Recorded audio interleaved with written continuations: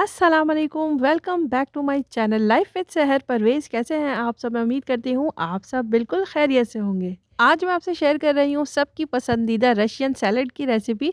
तो चलें जल्दी से स्टार्ट कर लेते हैं अपनी वीडियो। बिस्मिल्लाहिर्रहमानिर्रहीम।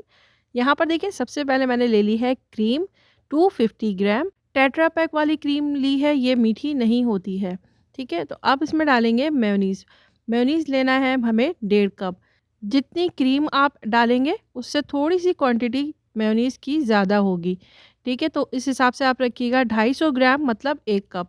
तो अब इसमें ऐड कर रही हूँ पिसी हुई चीनी 1/3 कप।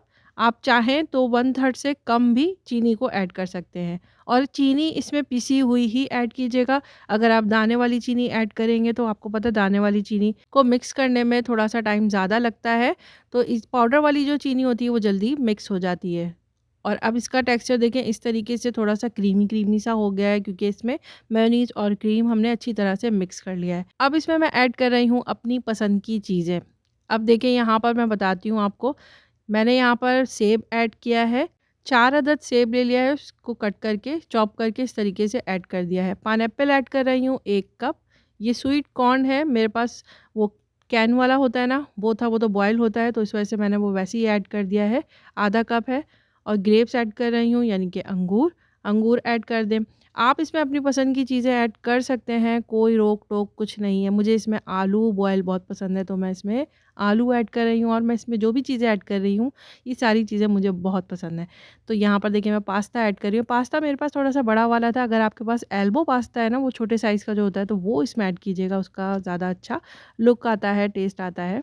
वैसे जो रशियन सैलेड बनता है तो उसमें सेब की क्वांटिटी ज़्यादा होती है, यानी इसी क्रीम में आप 1 से 1.5 किलो सेब ऐड कर सकते हैं। सिर्फ सेब से ही बनाया जाता है, लेकिन आप अपनी मर्ज़ी की कोई भी चीज़ इसमें ऐड कर सकते हैं, क्योंकि आप घर पर बना रहे हैं, तो अपनी मर्ज़ी से जैसा चाहे और अच्छे से अच्छा आप बना सकते हैं। इसमें आप स्ट्रॉबेरी भी डाल सकते हैं, लेकिन मैं स्ट्रॉबेरी सिर्फ़ ऊपर से ही लगाऊंगी, क्योंकि मेरे पास फ्रोज़न स्ट्रॉबेरी थी, और अगर मैं इसमें स्ट्रॉबेरी डालती फ्रोज़न तो पूरा इसका कलर ख़राब हो जाता, पिंक पिंक सा इसका कलर हो जाता।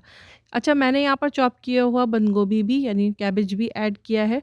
बहुत मज़े का लगता है। वैसे तो मुझे गाजर भी इसके साथ बहुत ही टेस्टी लगता है, लेकिन मैंने सिर्फ़ अभी यहाँ पर बंद गोभी ही ऐड की, ताकि इसका कलर थोड़ा वाइट वाइट सा ही रहे, इस वजह से। और आप चाहें तो इसके अंदर ड्राई फ्रूट भी ऐड कर सकते हैं, जैसे अखरोट, बादाम चॉप किया हुआ ऐड कर सकते हैं, मटर ऐड कर सकते हैं, गाजर बॉईल करके ऐड कर सकते हैं। तो ये सारी चीज़ें भी इसके अंदर जाती हैं, आप चाहें तो वो भी ऐड कर सकते हैं।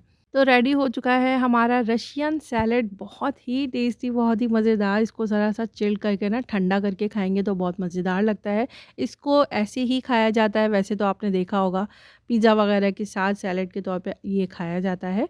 तो अगर आप वैसे पसंद करते हो तो पिज़्ज़ा के साथ भी आप इसको खा सकते हैं। तो कैसी लगी आप लोगों को इसकी प्रेज़ेंटेशन? कैसी लगी आज की आपको रेसिपी? अच्छी लगी हो तो मेरे चैनल को लाइक करें, सब्सक्राइब नहीं किया तो जल्दी से सब्सक्राइब करें। फिर मिलूँगी अपने नेक्स्ट व्लॉग में इंशाअल्लाह।